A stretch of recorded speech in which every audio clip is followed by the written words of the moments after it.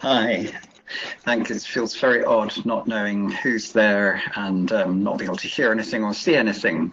This is a first for me. Okay, I think you can see page 1 of the presentation. Raise your hands to Alex if you can't. Okay, good. I'll assume that's working. I'm going to go quite slowly because I know there are some people who are attending for whom English is not their first language. So again, please raise your hand and tell Alex to stop me if I get excited and run away and start making all sorts of English jokes. I'm prone to do that. Okay, the webinar will all be available later and the PowerPoint slides will be right.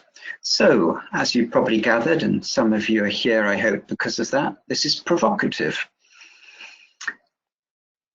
So, there are going to be lots of very high-tech graphics.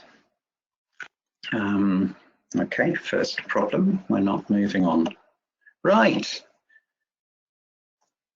Okay, first problem. Right. Well, ROMs are power tools. What could possibly go wrong? Yes, I like that one. Safety first.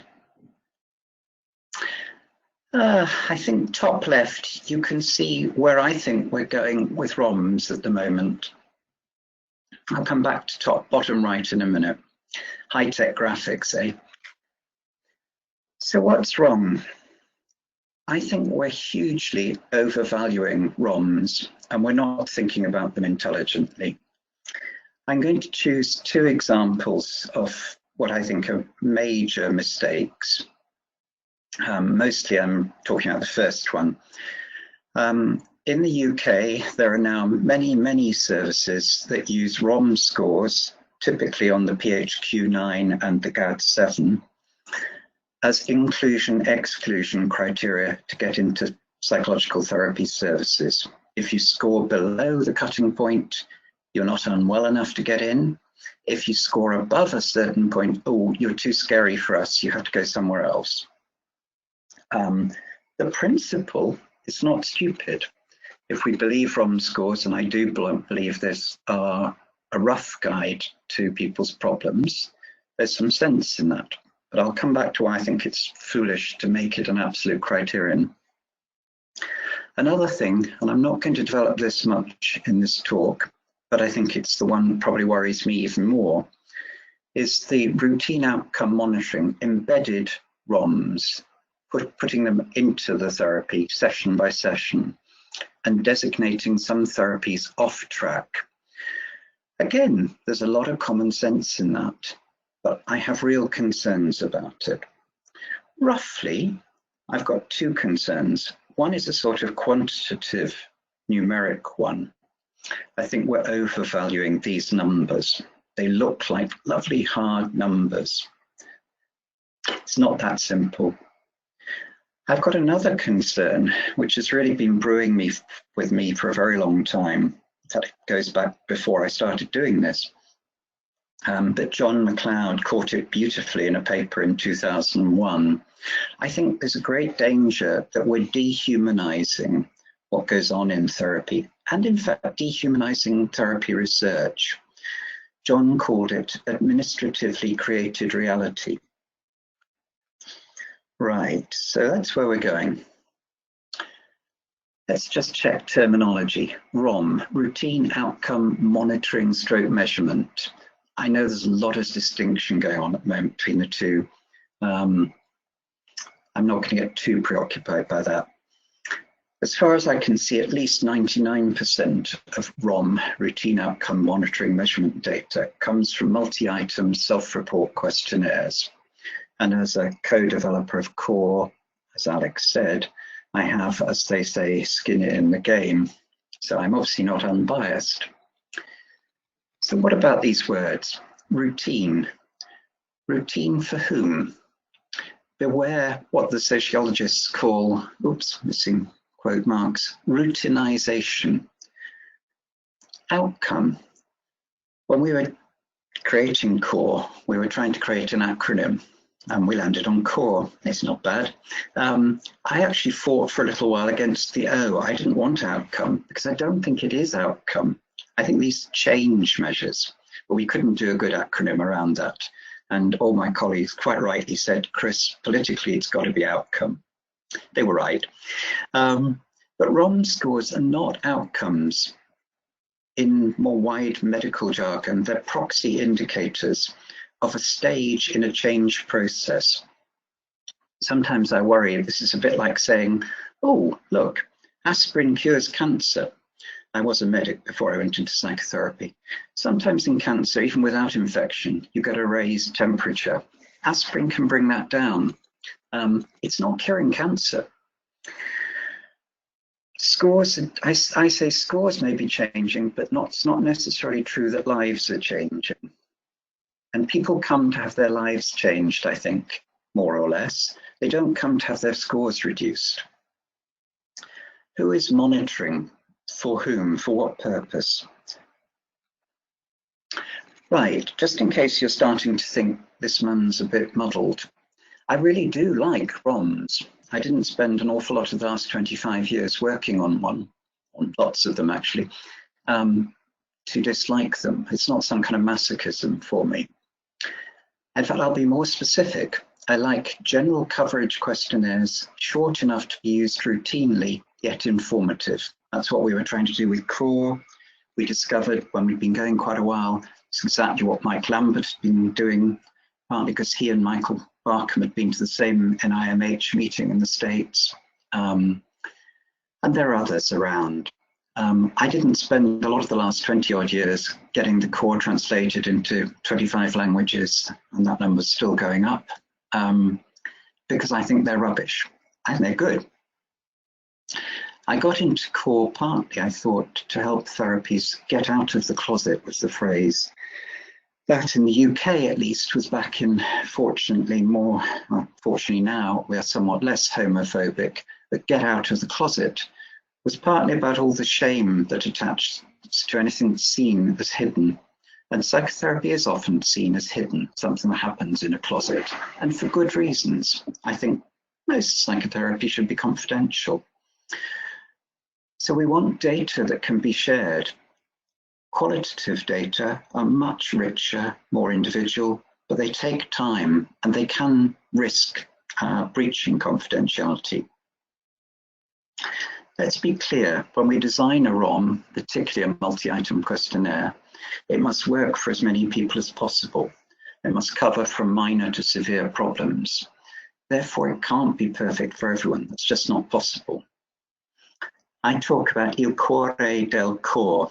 Apparently in medieval Italian, the U wasn't in the heart of CORE. The idea that the person filling in a measure should feel it is a confidential way for them, if they choose, to convey something meaningful about how they've been over the last week, that's the CORE time span, to someone reading the scores and knowing the items. That's the relationship I think we want with the person filling in, and it's a relationship, a very odd, minor, channeled one, a bit like doing a webinar into silence and space. That's all they are, and it's good. It is not high precision science, and it never can be. Now we need to understand how good the precision is, and that's where psychometrics comes in, which is sort of one of my things. So psychometrics for ROMs. Right, sorry, galloping through a lot of background really.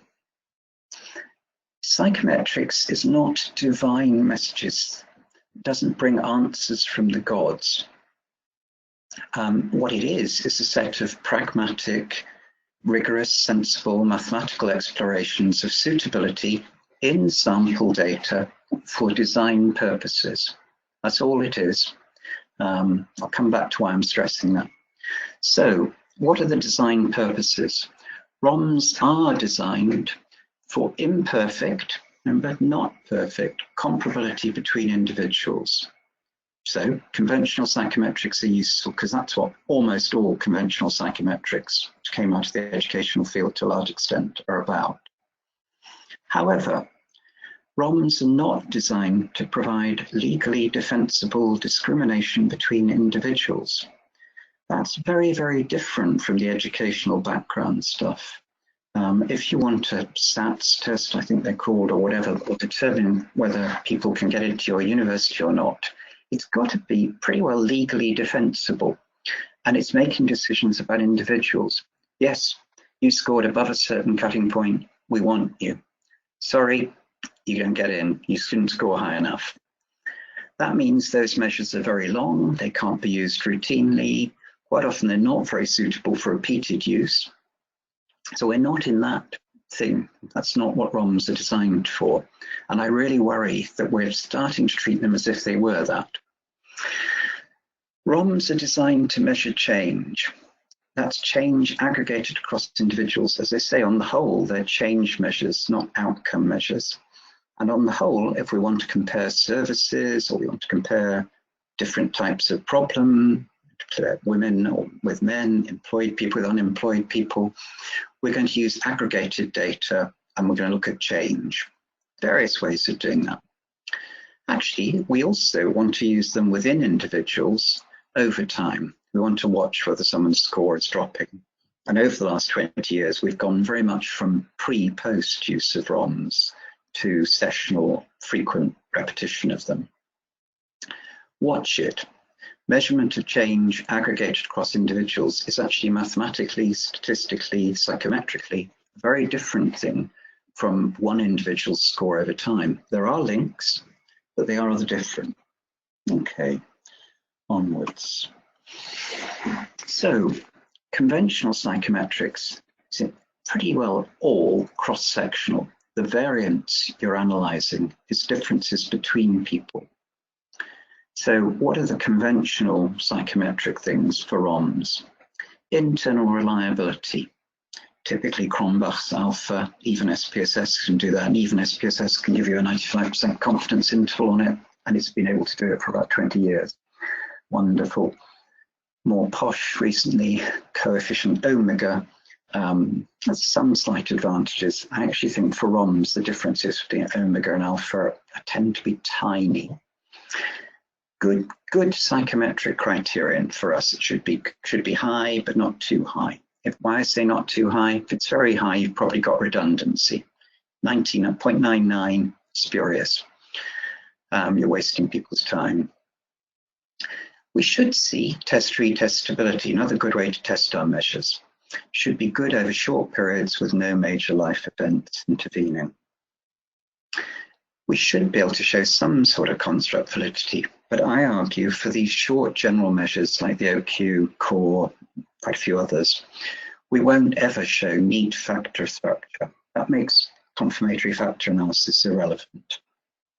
The heterogeneity and the softness of what we're measuring and the need to cover a wide collection of problems and perhaps ideally some positives as well, as we do in core, just means you don't have, for all we may name scales, scores, we don't have neat factor structures across populations. Pretty much because of that, we won't have what the IRT, the item response theory people call strong rush scaling. That needs unidimensionality. And in my opinion, we simply will never have that for our measures. Our measures, our ROMs should show sensible convergent validity. So the core and the OQ should correlate quite highly, not 0.99, but if they're correlating lower than about 0.4, something's going very badly wrong. It's a good test. They should each correlate, and they do very well with the BDI, probably a bit lower with the BDI because it's a more specific measure. And part of convergent validity, though people often think it's change, that must be divergent, it's not. It's congruent, convergent with what you want to measure. Measures should show sensitivity to change. These are the things that matter for us. Okay, whoa, what a lot of data. Okay, I'm going to take you through it. You don't have to digest all of this. Let's see if this works. First of all, we're looking at Cronbach alpha. with a 95% confidence interval. Oh, and look, I could do this right back then. I like this paper. What have we got? We've got a ROM, the Hospital Anxiety and Depression Scale. Anxiety, 7 items, very good measure. What have we got? We've got a sample, 213 white British women it was. What have we got? Oh, we've got a pretty good, for 7 items, that's a pretty acceptable Cronbach alpha. The confidence interval, it's fairly broad, but it's reasonably well defined. Whoa, but look at this, this is not good. Well, this isn't too bad, they overlap fine. So Nigerians in Britain, tiny sample, like almost all of my research, this was done on a shoestring, unfunded, but not wildly different from the British. But what about this? Okay, small sample. Terrible. That's not really a useful measure. So what we're learning here is that these were bilingual, some of them almost first language English speaking Nigerians. And it's interesting, it's even worse for Nigerian students in Nigeria, 103. So there can be cultural issues that mean our measures don't work very well. Beware. So psychometric values are sample statistics, not population parameters. Oh, what have we got here? Well, we should be meta-analyzing this. It's one of my wishes never to get to a point where I never see a paper that says Machiavelli's measure of Machiavellianism has established reliability 0.95, Machiavelli 1996. Nonsense. Machiavelli probably did that in American college students in 96. Right, what have we done here? I've anonymized this because it's not yet submitted for publication and so on, but this is a very good outcome measure. It's not core. And I've anonymized the samples. Oh, look, Cronbach alpha. Right, looks pretty good, doesn't it? If you combine all the data, you've got about 0.84 alpha, pretty tightly defined down there. But look at this. We've got samples that have much, much lower alphas. Internal reliability, as we've seen with the Nigerian data, is a property of samples. Oops. Actually, we've got a bunch down here that have higher, statistically significantly higher alphas. Our measures are not stable.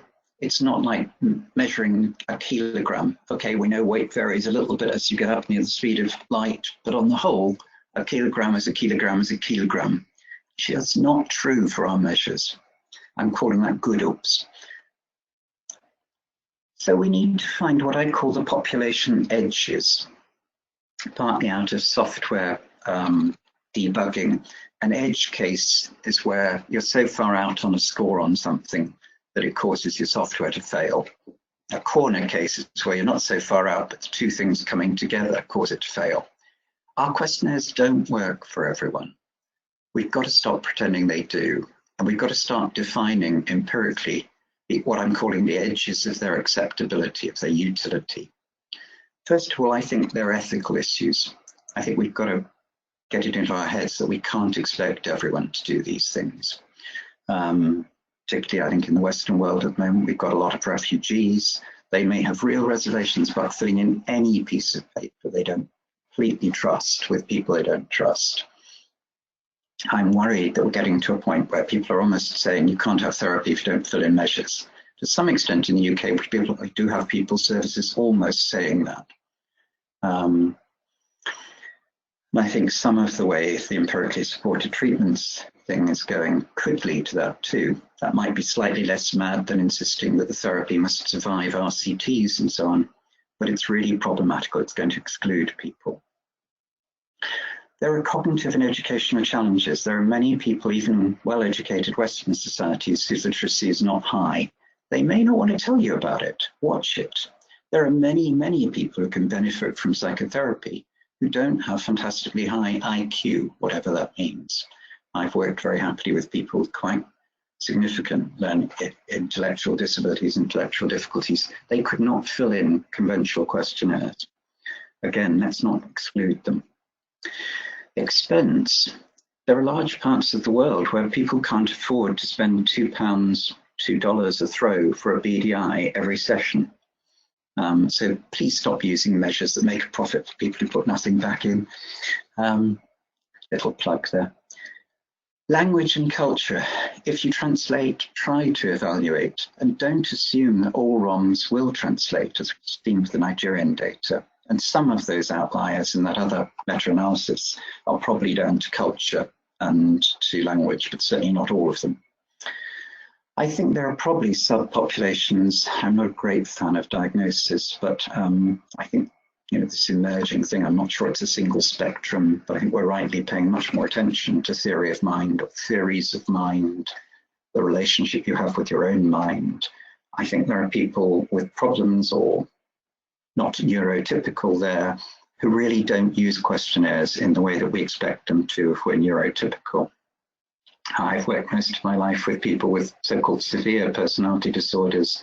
Again, sometimes I think their lives have been so different, they just don't use questionnaires in the way other people do. Sometimes, again, they're pretty skeptical about questionnaires, angry. So. And I think there are people who've had psychotic experiences, whatever that means. Some of them, I think, experience questionnaires as persecutory, often score very low on them.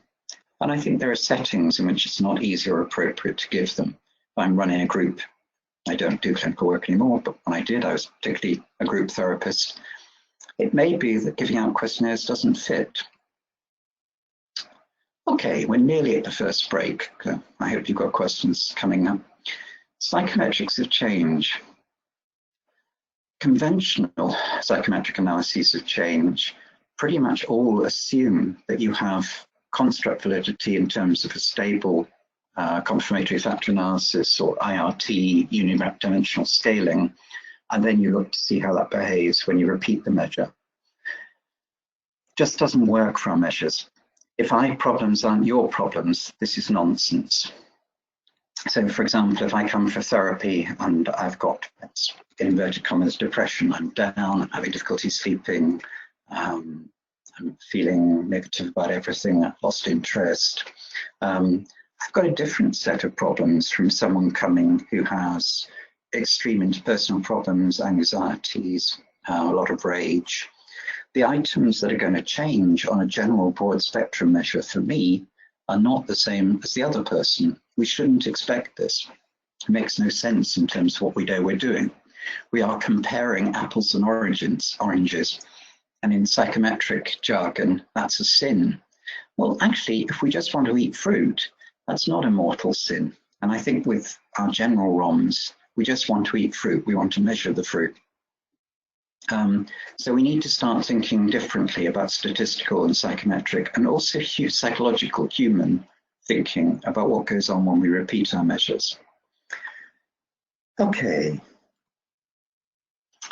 Wow, qualitative psychometrics. Now he's really losing the plot, isn't he? Well, actually, no. I think there's a slight problem that we're thinking that all our ROMs can only be looked at quantitatively. Again, I'm rather proud of this 2002, it's Blount, Evans, et al. We called it the Properties of Self-Report Research Measures Beyond Psychometrics. CORE had just started. This has nothing to do with CORE. We gave a series of very widely used change measures, personality measures, etc., to a mix of clients, users, therapists, and a few researchers. It's very interesting. One of the things that quite a lot of people, including quite a lot of therapists and practitioners and researchers, said was, wow, if I wasn't depressed when I started all this, by the time I got to item 70, I would be depressed. There are impacts of our measures, and they're qualitative as well as quantitative, and we can explore them.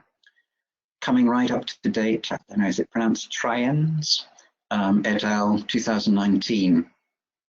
It's a single case study. Interesting, I have my differences with it, but it's important. It's looking qualitatively at an outcome measure, a couple of outcome measures in one case. Idiographic descriptors can be compared rigorously, can be used as outcome measures. We can quantify self-descriptions. Repertory grids have been around for ages and can be used in that way. End of part 1. So I'll stop. This was the biggest hunk of you listening to me rattling on. I'll stop for questions. Thank you so much, Chris. So if anyone wants to ask a question to Chris at this time, all you have to do is to click on the raise hand icon that you have on the dashboard on your screen, or you can write up a question on the questions tab and I'll read it out loud. So we'll just give it a few seconds, see if anyone has a question.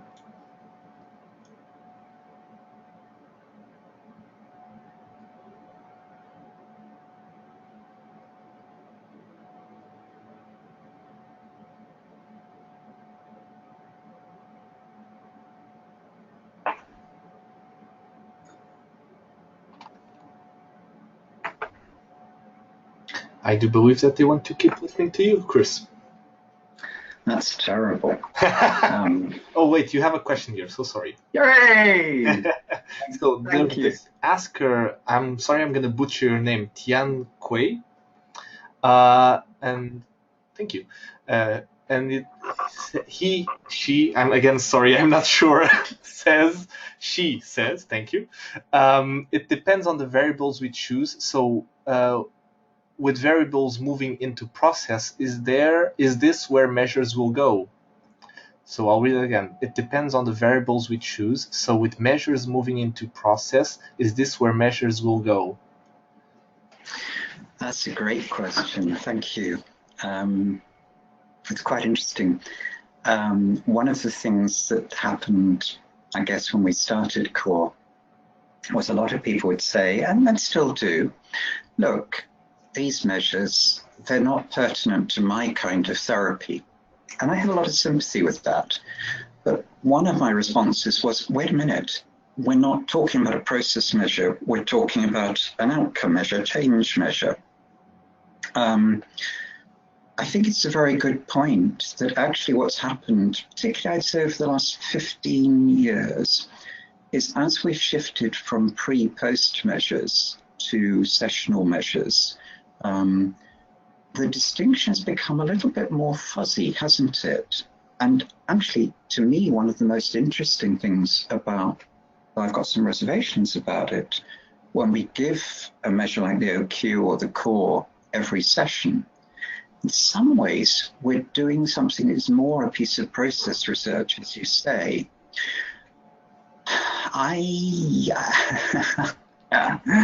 In lots of ways, I'm not sure we should be doing that. I think we should be trying to use process measures to measure process, and they may be very modality specific, setting specific, whatever, culturally specific. That's a really good question, and I think there's a rich amount of research to be done there. Great. Sorry, I don't think that's a sort of perfect answer to your question. I think it's a yes, really, isn't it? You actually have Anyone two more else? questions. Yeah, you have two more questions. Great. So here from Carlos Castillo, he asks, what do you think about cultural validation of ROMs? Should we do a webinar all about that? We could do a webinar all about that, and I'm not sure if my huge friend and colleague Clara Paz is with us. Costino, can I ask what country, what language are we talking about? Maybe he will answer here in the question. Okay, yeah. Well, Clara is in Ecuador, where Spanish is overwhelmingly the dominant language. There are indigenous languages. Quechua, I think, is one of them. One of the things that interests us has been what I'm calling the Spanish challenge. It's also very much the Arabic challenge. In principle, we all sort of share the same language, but how different does it have to be? And how do you assess that? I think it's a really good question. I think, first of all, the old paradigm of translation and back translation is gone, and we can't rely on that. There's a lot of qualitative work that goes on when we do the translation in the first place to try and optimize transferability of a questionnaire. You could argue maybe we should start doing that between UK English and Australian English, or but certainly one of the things we found with the Spanish was the word for I have felt unhappy in the Spanish translation of the core is infeliz. In Ecuador and I think other parts of Latin America, it has a much more sort of trait connotation of being a sort of miserable person rather than being unhappy. And triste, much more literally sad. I apologize for my appalling Spanish pronunciation. So you can have issues even within a language. Clara and I did some work which we're about to submit in a paper looking particularly at triste and infeliz. What we found was the differences are undoubtedly empirically demonstrable, but they're not such that they really change things. I think we certainly need to look at Cronbach alpha. As you've seen, I always think that's a good starting point. We try to do what I call qualitative debriefing or qualitative field testing before we even get to psychometrics. So when we've done a translation, we try to tap into people of different literacy, different educational level, different regions within a country, so much more challenging in a country like Wales. North Wales Welsh and South Wales Welsh are very different. Written Welsh is very different from spoken Welsh. I think that's more often true of as it were, minority languages, less politically powerful languages. You get this oral written distinction. You're not going to find that quantitatively. Psychometric tools are crude for that. You do that by qualitatively going and asking people what they think. Huge area. Yeah, we could do hours on that. Great question. I'll leave it there. We'll have two more things here. Wonderful. First, you have Clara Paz saying, "Hi, Chris, I am here." Hi, Clara. And you have also from Lotte Heinz Cannon. I'm sorry, one of the perks of hosting these is butchering people's names. Who asks, "Can you say some more on ROM and neuroatypical people or people with severe personality disorders? How they answer typically, any patterns? Thank you." Again, great question. I think it's tragic that we've been using these measures for maybe, 60 years? And as far as I know, there is almost no literature about that. And I think it's a bit shameful that I haven't produced any on that, because I've been, that's something I've felt for a long time. My anecdotal experience, and to some extent my unpublished but empirical evidence, for example, in forensic settings with people with severe personality disorder, particularly on interpersonal measures or measures that implicitly or sometimes explicitly involve some kind of norm referencing, what you often find is people start with very low scores, partly because their frame of reference, until they've had quite a bit of therapy, until they've sort of changed their ways of thinking, which is up to them ultimately, is so unlike most people have had, on the whole, easier upbringings and other things. So they tend to start with very low scores. Then when your therapy is really working well on everyone's sort of qualitative assessment of it, their scores go rocketing up. And then quite often they come down again. I've got a certain amount of unpublished anecdotal work on that. I think for a very different reason, people who've had psychotic experiences, it seems to me there's a subset of people who score very low. I suspect some of them, where there's been a paranoid element, a suspiciousness about other people and their motivations, they simply don't trust what's going on. Who's asking this? Why, etc. I'm not going to get into anything here. I'm not so sure that they go up and then come down again. And I think it's only a subset. The Asperger autism spectrum, it's just screaming out for work. And I think we've got to do this. I think people, to some extent, my suspicion is so-called neurotypical people do a completely intuitive and perhaps pre-conscious, not really consciously aware of, why are they asking me this? Who's asking me this? Okay, I get it. They want to have some, and people then fill it in. I think for some people on the spectrum or whatever, that process is not intuitive. It doesn't happen. And I think sometimes they then get tied up, as to, I think, some severely obsessional people, absolutely agonizing about what's the right answer. So those, I think, are some of the options. It's screaming out for empirical work, qualitative and quantitative. What single cases don't throw the whole thing out, but they're valuable, qualitative single cases. We need to look at change, as I'm saying. It's also beautifully the kind of research that can be done for PhDs, even for masters, bits of work on that. So back to you, let's do it.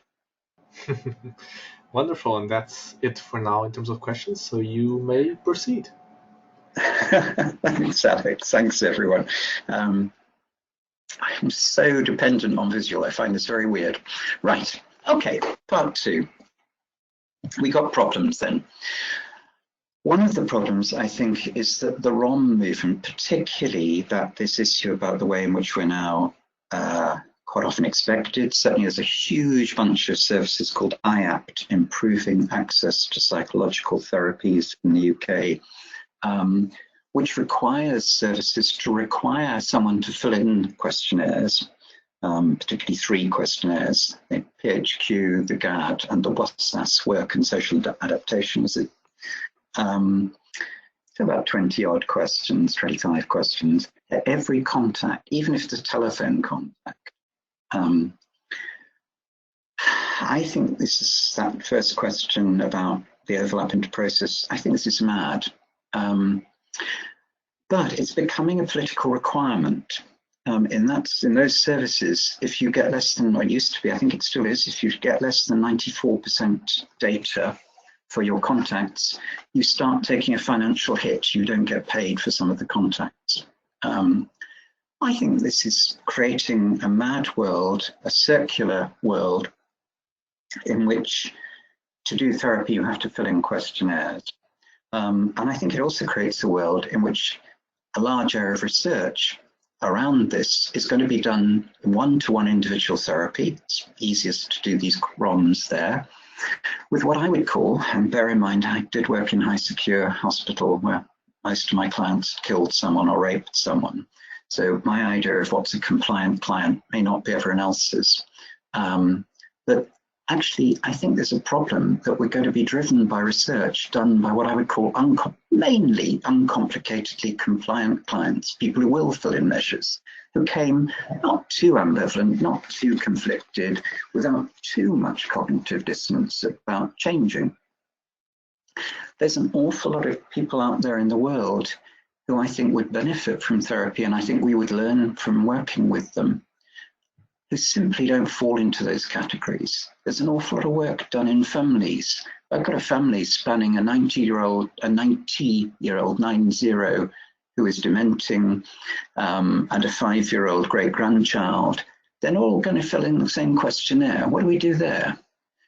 In my group, if everyone fills in the questionnaire, what do we do about their curiosity about other people's scores? Do we build it in, just the whole thing? So I think we risk marginalizing client groups and therapies. I think we've also tended to marginalize theory and modality. And actually, I think this is quite a fine example of the rush to a local minimum, it's called in maths.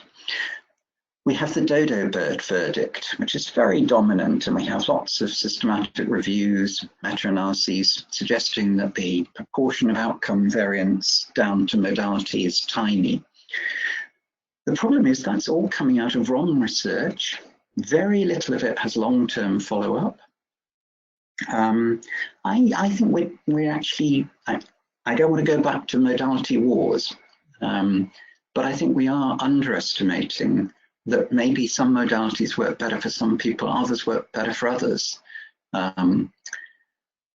Okay, above all, I think there's a danger of what I call commoditization. Again, the sociologists, the politicians.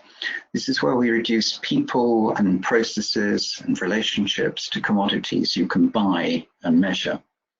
And we get into very reductionist models of what's going on. I think there's a threat to the personal location of responsibility. If I'm a therapist, I'm responsible for what I do in therapy, I think. The more I think I depend on an algorithm to tell me I'm not doing it right, whose fault is it when things go wrong then? Is it my fault or is it the algorithm's fault?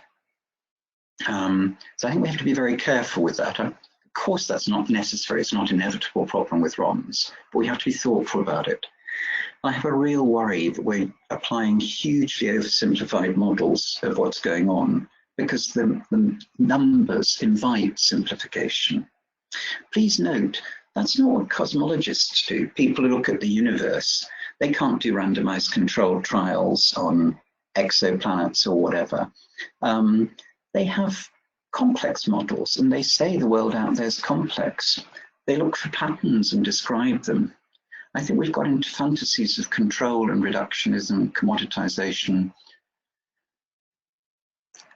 Right, well, so let's take the example that services, and as I say, this is real. Many services in the UK now will not take a client if they score below the cutting point on a measure. Now, remember, I'm a great enthusiast for ROMs. I still spend probably 40 hours a week working on ROMs. They're great. The core 10, pretty good measure. I don't know if you can see my cursor moving around. Right, so I've simulated this. This is from the original paper about the core 10. We had a Cronbach alpha roughly at 0.89, let's say. So what does that mean? Well, in classical test theory, it means roughly what you're seeing here. For any true score, there's actually a distribution of the observed scores. And it's not the true score, it's true score plus error, random differences. Because real ROMs can't go below 0, it's not always 0, sometimes it's another number, it's not a simple Gaussian. So what I did was simply to chop my Gaussians here, and of course the same at the top. And what you're seeing is a pretty strong correlation between the true score and the observed score. And this is just modeling classical test theory, Cronbach alpha, 0.89, true score, possible range 0 to 40, observed score, possible range 0 to 40. Yeah, that's pretty good, isn't it? That's the regression line. The intercept isn't far off from 0. It's pushed off a little bit from 0 because of the range restriction. And the slope isn't a perfect 1.0, but it's pretty damn good. So here are the cutting points. We suggested a cutting point for general problems of 11 for the core 10. I think that's culturally specific, that's British UK data. So let's plug that into our simulation. That means that these people in the red zone are false positives. Their true score is actually below 11 and their observed score is over 11. And these people are false negatives. What do we get? Well, we get 5.7% misclassified if you add up these people here and these people here. The false positive rate, because 11 isn't exactly in the middle, is quite a bit higher than the false negative rate down here, 12.1%, 3%. I don't know, 5.7%, whoa, that shouldn't have happened there. Back up, back up. Right, if you're running a service, you might say, yeah, okay, I know, Chris, you're right. Our discriminations are not completely right, but I've got to have an ad hoc way of deciding who comes into the service. I'll live with a 5.7 misclassification rate. I'd have a certain sympathy, but it's not that good. Actually, in reality, the people who are coming, who are being referred to the service, don't go all the way from 0 to 40. There are people above 20 in true score terms who are probably going straight to psychiatry. There are people below 5 who don't even come asking for help. Actually, there's a small exception there, possibly including some of our non-neurotypical friends. When you start looking at this group, what you're seeing is that the error variance becomes a much higher proportion. The overall misclassification rate's 14.2%.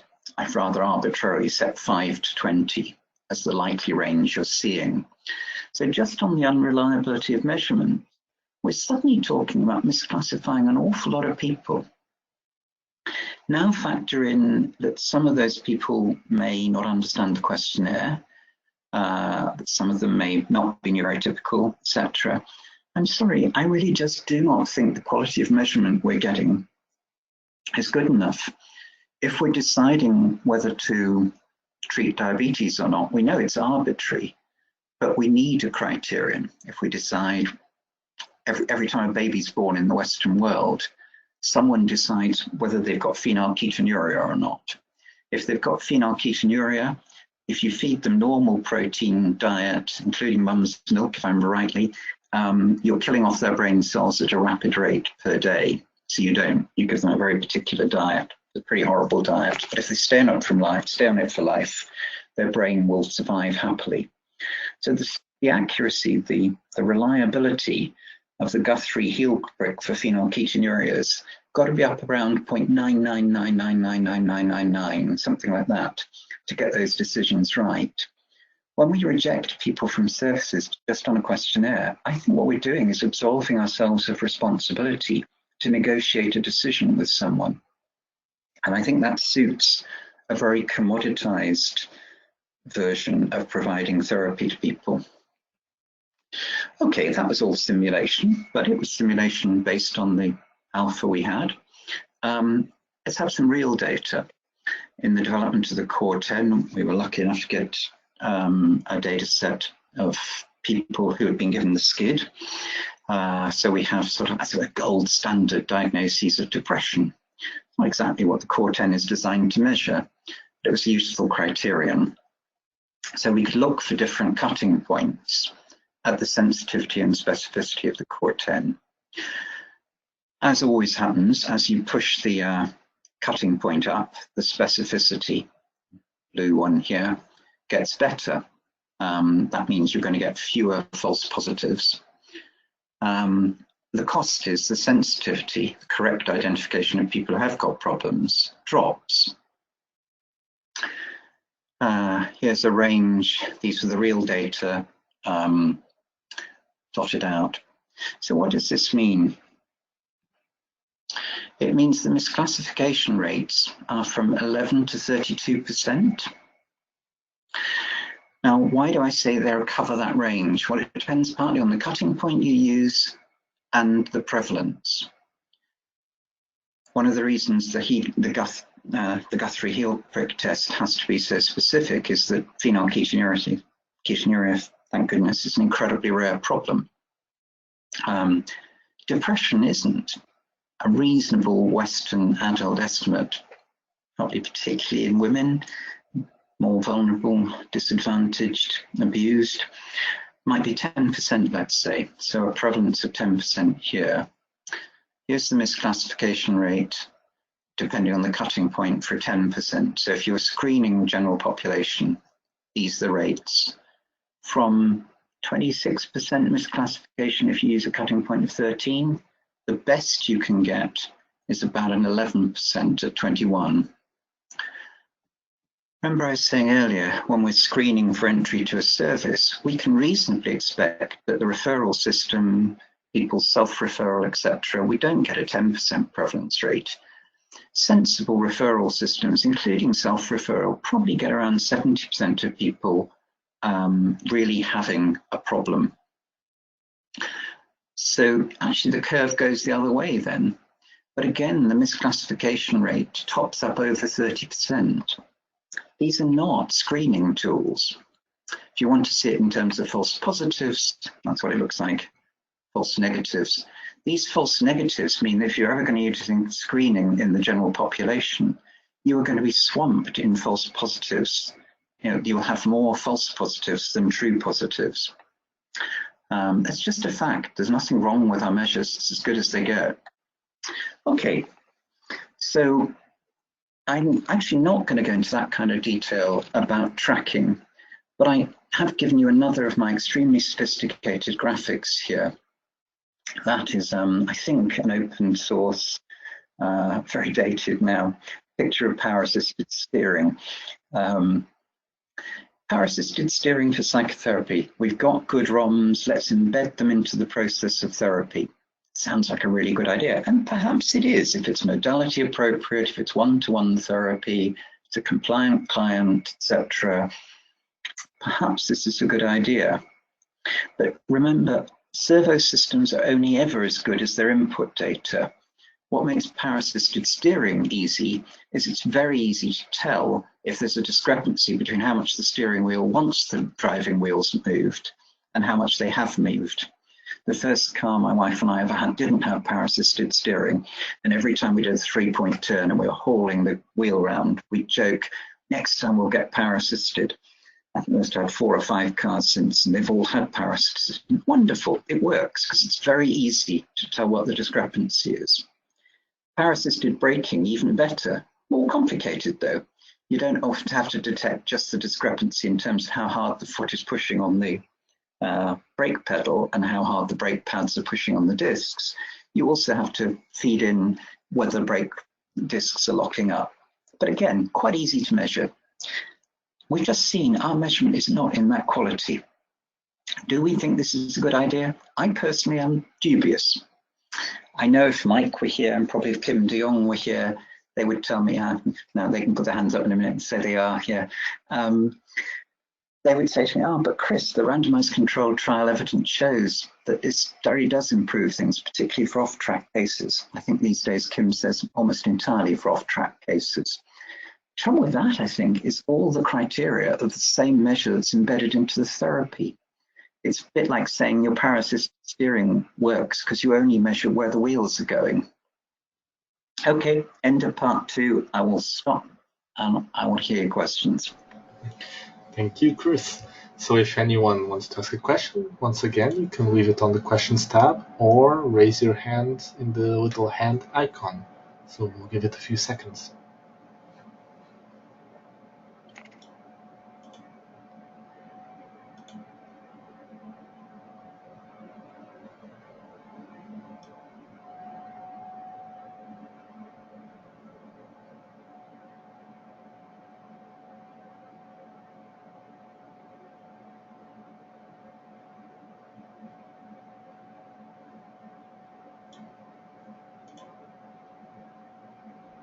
Okay.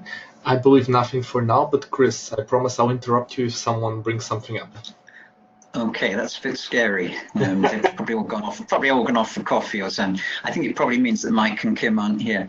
By the way, I love this. Look, in a rack and pinion system with power assistance, the rack receives hydraulic assistance. If this unit needs servicing, it's best to take the car to a garage. Quite right. So if your therapist needs service, take them to a garage. That's what we're reducing therapy. No, I'm exaggerating. Okay, so I still think ROMs are great, but how do we move forward with them? I think with fewer dangers. This is going to be quite short, and I hope you're not all going to be quiet because I've left quite a bit of time for talk. First of all, I think we've got to distinguish between tracking individual scores versus group analyses. And I think that point about the way in which change measurement is almost becoming process is pertinent there. Okay, so that's number one. I think we've always got to ask, is the measurement quality we've got good enough? And let's not keep saying, oh, we haven't got a perfect confirmatory factor analysis or whatever. Most of the measures we've got are pretty good. Some of them have flaws, certainly, but what's the reliability? What's the reliability of my data? What's the evidence on validity, particularly as was it Costino, surname said, wait a minute, is that evidence pertinent to my cultural location, that reliability? If we are aggregating, doing group analyses, let's have a look at the confidence intervals around the sample statistics. They tell us a bit how precisely we're looking at things. So we've actually got tools to look at whether our measurement quality is good enough for what we're trying to do. As you've heard by now, always acknowledge there are many clients and therapies where the model doesn't fit. You saw me doing a bit of modeling and simulation in there, and I'm slightly worried that maybe it made you all go quiet. But I think we need to go back to theory a bit, go back to modeling and simulation. There's a danger there that I think it can get further and further away from the narrative, interpersonal, relational realities of being in the room with clients.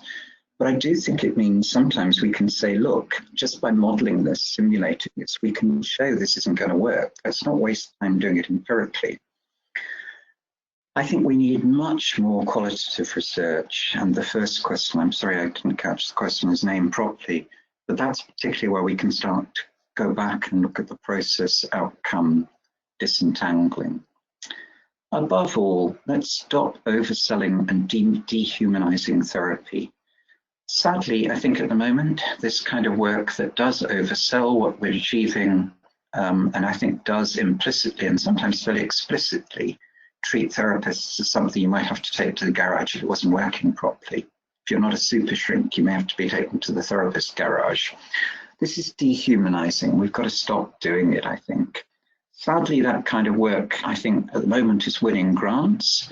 So we have a real political problem on our hands there. And it's very comfortable with politicians and managers.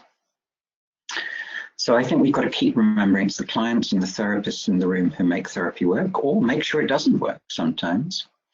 Algorithms, I do think, can help us, but not if we treat the people as cogs or silicon in the machine. So I think there's been this great rush from aggregate data towards individual data. I think if oncology had done this, there'd be no networks of survival studies, nothing like that. And we'd just be tracking how much people got better with oncology. It's a good job oncology didn't work that way. Of course, the problem is oncology gets millions for every 1,000 we get for research, and I literally think it's that different. It's 1,000 times more. So we put up with doing very cheap, doable research, but let's not pretend it's necessarily the right answers. So thoughtful aggregation does give you improved precision of estimation. It can give us referential data. It can support comparisons between services and even between high throughput therapists. I don't think there are any open referential resources saying, look, here for a lot of different services, here are how they differ. Let's have a look at it against baseline variables. I'm a bit sad and probably slightly ashamed we haven't managed to create anything such at a core. That's because we couldn't get funding to do it. There are other problems, but that's one of the things. I think there's a tendency to assume that all the measurement issues with ROM psychometrics can be safely termed random error and that they will cancel out. This is the point Tyens et al. In their 2019 paper make, and they're absolutely right. That's not necessarily the case. In fact, if the problems are all going one way, they'll create huge bias and they don't cancel out. As we were talking earlier about some of the subsets, populations of people for whom ROMs maybe don't work, most of those may be biased towards low scores at the beginning. That's certainly not going to cancel out, so we need to think about that. I think overall we need to be relocating power over and responsibility for change with therapists and with clients. So it's not to reject ROMs, not at all. I think we don't want to go back to people saying, oh, it's not congruent with what I do. We should be using ROMs. I don't think we should also subvert them to treat them as a kind of a doodle that each client can use to doodle on. But I think we need to be using them, but we need to be using them responsibly. So I think we do need to agree there are a few measure skews. If in the old days people were using about 800 different measures of depression, that's not helpful. I think we've pretty much won that one. There are a few dominant general measures, there are a few dominant specific measures. Unfortunately, some of those are making millions and millions for companies. Hey ho. So agree a few measures that we're all going to use. Don't pretend they answer everything, they don't. Let's try to agree the context and predictor variables. On the whole, at the moment, the things that get fed into these equations are the starting score and gender, maybe age. Actually, as a clinician, I don't think those are that important. Starting score, yeah, it does matter. Age, yeah. Gender, certainly. But actually, socioeconomic issues, work, not work, what kind of intimacy does this person have, their friend network, their support network, medication, personality, without reducing that to PD or whatever. And for goodness sake, previous therapies. In the UK now, you have people turning up who've never had therapy before, and people turning up who've literally had 8 previous therapies. These are not the same thing. If we're not putting these variables into the equations, I think we really are muddling up rocks and fruit. Okay, we need to look very carefully at exclusions and refusals. On the whole, that's swept under the carpet in publication. I think we need to start looking at how the measures were given. Are they given in a thoughtful way that actually gets you core del core, for example? Or they just said, here, the manager's got to tell me I've got to do this. Well, you're not going to get the same answers. We've got a huge issue in real life outside research studies and randomized controlled trials about durations of therapy and termination modes. I hate the phrase dropped out. People opt out. Why do they opt out?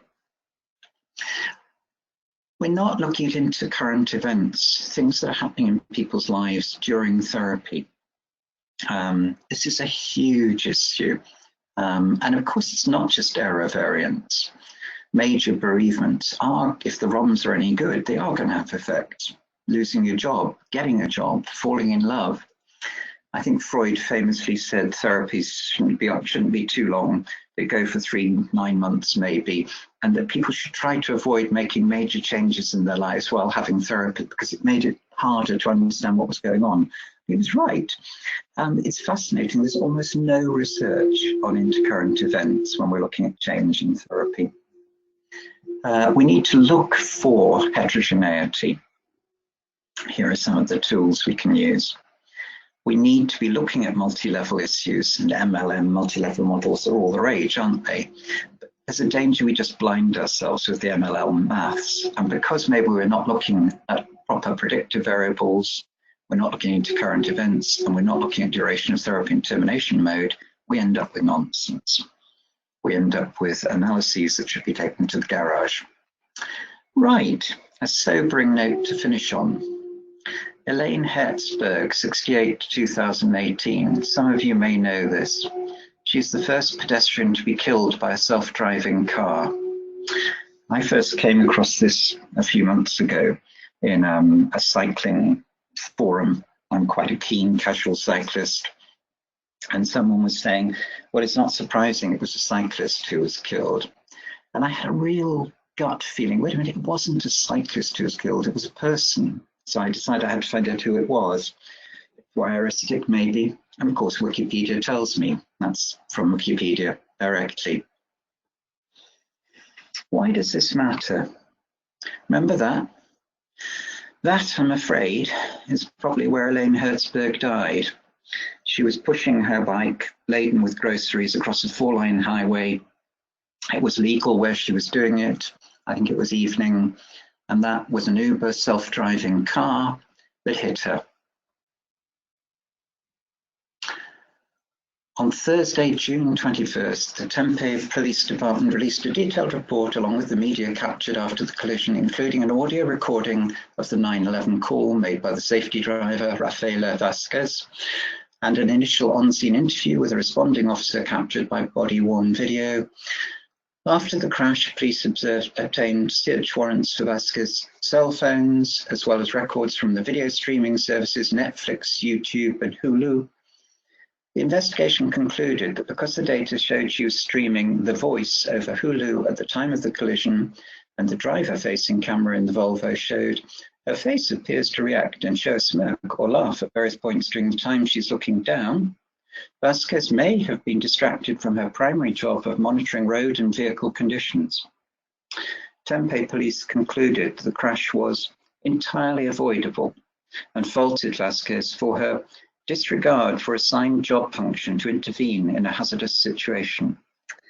You may not be entirely surprised to know that the politics involved mean that actually no one was charged, neither her nor Uber or anyone. I'm not in favor of criminalizing people who did something tragic and silly. She's got to live with it. But I do worry. I know it's not a fair analogy, but I worry that we're going to be training young therapists to be watching the data, watching the ROMs, not watching when someone starts to sweat, when their breathing changes, when there are certain hesitancies in their speaking, when you notice that their speech pattern has become quite formal or very informal. I think we get gigabytes of data from watching. One of the things that was pertinent to being a cyclist, as people pointed out, was that all the incredibly sophisticated servo things that were built into that car, picking up all sorts of data, LiDAR, radar, all sorts of things, actually didn't really know what to do with a cyclist who was pushing a bike. It's not like a deer on the road. It's not like another car. It's not like a motorbike. Actually, if Vasquez probably hadn't been watching The Voice on Hulu at the time, she would have seen that it was a cyclist and done the human thing that we're actually incredibly good at, which is appropriately making a decision, thinking, oh God, that's a human. I better not hit it. I'm exaggerating. I don't think off track, on track is going to lead to us killing people. I don't think people are going to be watching The Voice on Hulu under the desk when they should be doing therapy. I don't think they're going to be watching the scores. But I do worry that we're dehumanizing things. Okay, very provocative. I hope that provokes some questions and some discussion. And that's the end, guys. Over to you now, with 20 minutes left. Thank you so much, Chris. We already have our first question here. So let me just open this up. Just 1 second.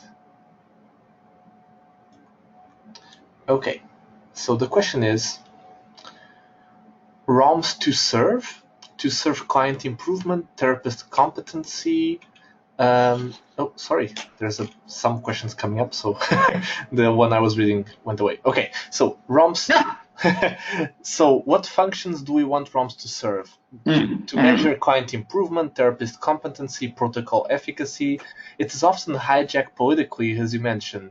Do we need to clarify this first before using or designing one? Also, the future. What does our doc have to offer to the future of ROM if we change classification of mental illness?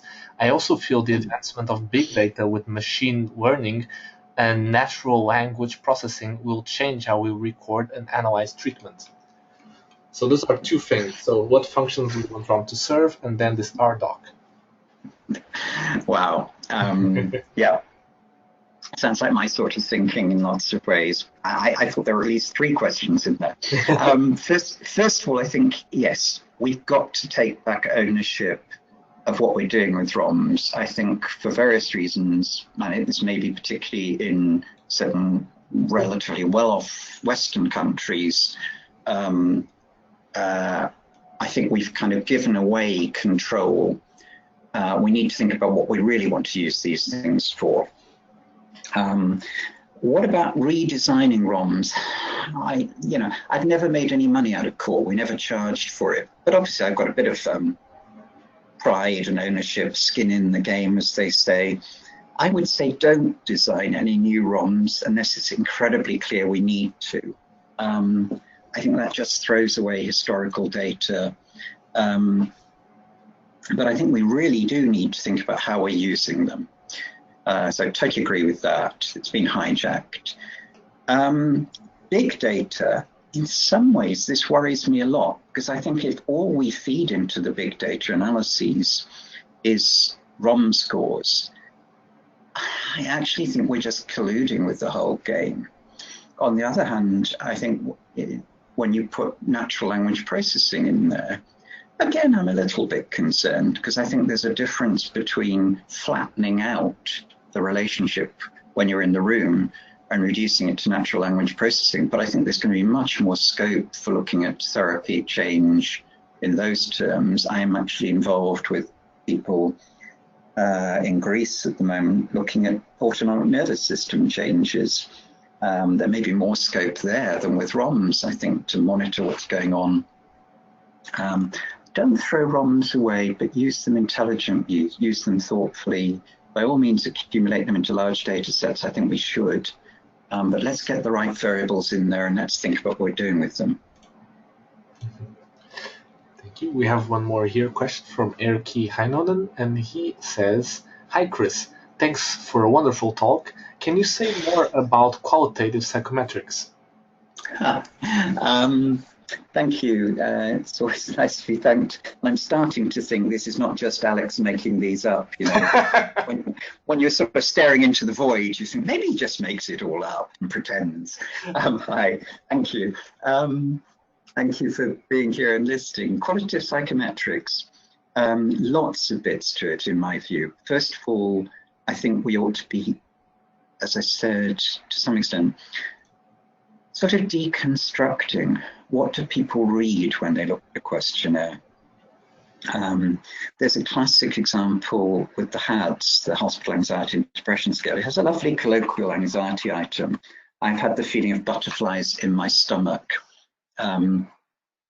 That's an expression that's used in a lot of, certainly in the UK. Almost everyone in the UK, I think, would immediately think, oh yeah, anxiety. Butterflies in my stomach, yeah. It was translated into Arabic. It was back translated very accurately, fair enough. The translated questionnaire was given to a lot of people. They did a confirmatory factor analysis. They had 13 of the 14 items falling out fairly cleanly because the HADS is a 2-factor, just anxiety, just depression, not a general measure. But that item didn't work at all. Then they thought, oh, wait a minute. In this country, we don't have this expression of butterflies in the stomach. Now, if they'd done a little bit of qualitative psychometrics, if they'd just gone and asked people, what do you make of this question? They would never have done the 500 or so quantitative psychometric exploration. One of the things I discovered using that example quite a bit in Europe is that in a lot of European countries, the expression butterflies in my stomach can mean anxiety. It can also quite often mean the excitement of falling in love. So qualitative psychometrics starts with checking out what people make of questionnaires. I think there can be qualitative psychometrics in lots of other ways too. I do think we can actually sensibly rate and scale and order people's self-descriptions, things like that. Yeah, that one's so huge, it's almost another whole webinar. Yeah, I'm going to give that one up there. Maybe people have got, actually, let's not just do this just as Q&A with the idea that I've got answers, and certainly not with the idea I've got right answers. I haven't got right answers. If someone's got answers to someone else's questions, let's open this up a bit. Right now, let's open it up again, because right now we don't have any more questions, but we can give it a little bit. I guess while we wait, if anyone wants to speak up more, I can throw a question I have, if you don't mind, Chris. Mm-hmm. I'd actually be very curious about your thoughts on the differences between, even for the practicing clinician, because one of the things that we hear a lot is that, you know, the number of items is quite an issue in terms of implementing these measures. So what's your thoughts between the differences of implementing and using, and the validity between, for example, a core OM with 34 items and a core 10? Well, it's a much easier question, which is, you know, the core OM, which is 34 items, and the OQ 45. Yeah, Mike got it wrong. 34 is the right number, and 45 no. It's a really good question. It's a really good question, Alex. I think there are two trade-offs. The core 10 seems, certainly in the UK, and I think actually quite widely outside the UK, almost to be taking over from the core OM. There are costs to that. I think you lose the breadth of coverage, and maybe Mike was right to have 45 items.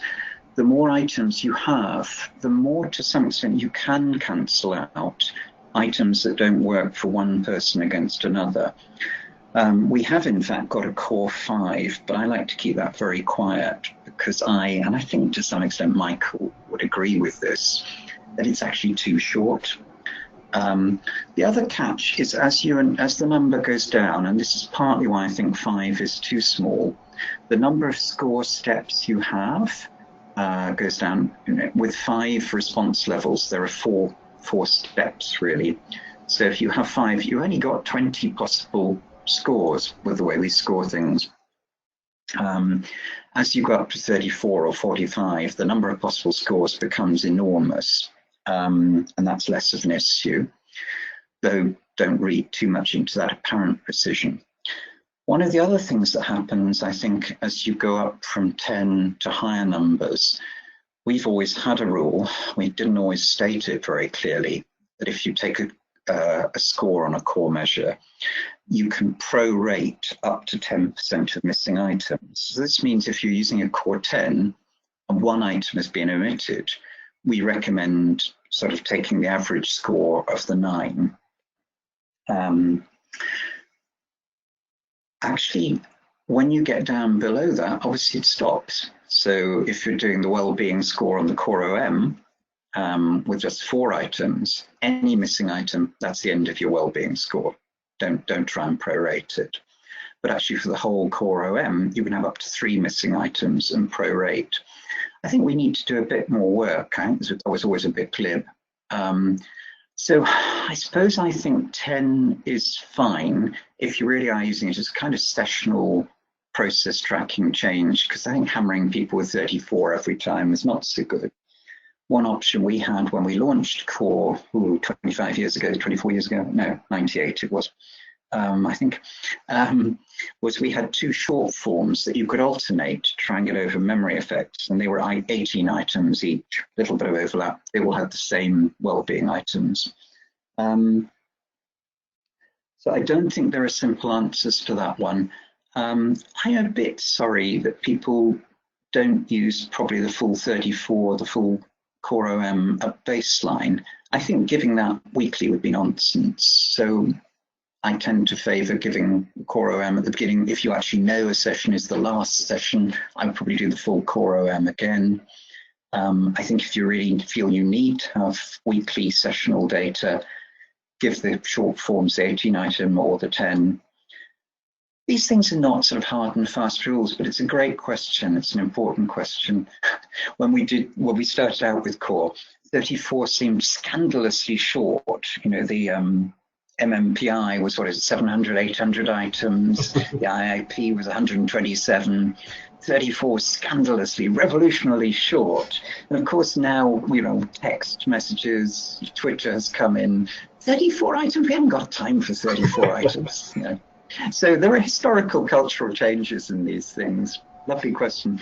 I put the references up. Anyone who wants references can can write to me or whatever and get the, but I also want to put some acknowledgements up. It's always very unfair. Some embarrassment for Carla because her name is in there. But also I wanted to say, look, I wouldn't be talking about this if it weren't for all the many, many colleagues I've worked with and all the clients too. And that's how you contact me if you want to. Right, that's given people a chance to think. And by my reckoning, we've got 10, 11 minutes left. Come on. So we have one more question here. Great. Adam Klosek. And so, hi, Chris and Alex. My question would be, what is the ideal way of evaluating the psychometric properties of any culturally specific version of core questionnaire, even if SFA or IRT analysis seem to be inappropriate? I am not sure if I understood properly the qualitative debriefing, whether it was connected only to individual uses of core questionnaires. Thank you for your response. Okay, I should tease Carla and ask her to take over here. It's a really good question. I think when you're starting off in a new culture, if you can, I would pass the questionnaires you're planning to use and perhaps ideally have a range of them around people, friends, relations, colleagues, and get everyone just to talk aloud, get people to think, oh, wait a minute, that colleague, that client I had, what would they have made of this? And I think you may hit some cultural things there. As I say, when we did this in Latin America, in Ecuador first, but it's also been true, I think, in Colombia and Peru, we found this infeliz triste, apologies for my pronunciation again, pronunciation of people's names. What you can then do, and what Carla and I did, was something more quantitative, sort of qualitative, quantitative. And we gave people a selection of items and said, you know, which do you feel is more suitable for use locally. And finally, we gave people a core OM 35, where half of them got item 27 with triste in, and got an item 35 with infeliz, so not the usual one, and half of them got it the other way around. And we found there were slight differences, but they were tiny. So I think those are the things you can do. I think if you have more significant, if you go back to my Nigerian data, it goes very slowly through those. I don't quite know why. It doesn't like the amount of data on there. And this was back in 97, wasn't it, that we did this? Yeah. I would love to go back. This was the eating attitudes test, incidentally, and you can see, look, you've got a Cronbach alpha of 0. Yeah. Okay, it's a pretty small sample, but clearly what you want to do there is go and have discussions about why the eating attitudes test, or at least the so-called oral subscale in Nigerians in Nigeria, simply the 7 items don't mean the same things. This isn't about language. These are people, as I say, bilingual in English and whatever their native. There are a couple of dominant languages and quite a lot of languages in Nigeria. I think the 2 main ones, but English is very dominant there. So you want to go and have conversations with people and find out what's going on. What do they make of this ROM? You certainly can't just use it and use the scores. And this is why we should all be doing internal reliability on our own scores. Every time we report ROM data, we should report the Cronbach alpha for our own data. Then we pick up things like this and this. But I think the great beauty of qualitative is it can then be quite adaptive. You explore depending what you get out. If it becomes out, for example, I think there's a very strong and plausible argument in a lot of the world that, look, anorexia, for example, is really a disease of affluence. It's not quite as simple as that, I think, but in parts of the world where being a bit overweight indicated that you're well enough off that you were likely to be able to reproduce if you were female, and it showed you were reasonably well off. Anorexia is not the same issue. That may have something to do with what's going on here. The great thing with qualitative is you can start to get an emergent, culturally located understanding of what's going on and work from there. As I say, don't always assume that ROMs can be transferred across languages and cultures. They certainly can't always. Is that helpful, useful, make sense? Maybe Adam can tell us, but for me it was very cool. And actually, right now we don't have any more questions. Okay, and we're fairly near the end, I think, aren't we? Yeah, we're going to this last stretch, I would say. I'm wondering, Chris, if there's any last also reflection or kind of a take-home message you'd like people to really go with. And Adam, by the way, just said, yes, thank you. Oh, good. I think my take-home message would be, let's take back as clinicians, and as thoughtful human beings, let's take back ownership of these things. Sounds easy to say, it's going to be difficult to do. Oh, look, there's process tracking. 2 years ago, I cycled from London to Compostela.